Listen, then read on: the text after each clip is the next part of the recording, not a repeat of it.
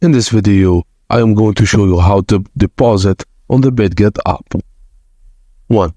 Open the Bitget app on your device and log into your account. Once logged in, locate and tap the Add Funds option on the main page. Then select Deposit Crypto. Under the Crypto tab, select the type of coin you wish to deposit.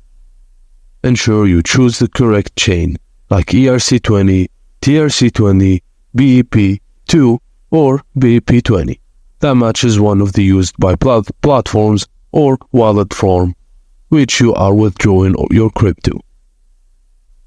After selecting your preferred token and chain, Bitget will generate a deposit address along with a QR code. You can use either option to initiate the deposit. From the external wallet or third-party account, initiate the withdrawal process. Enter the generated deposit address or scan the QR code.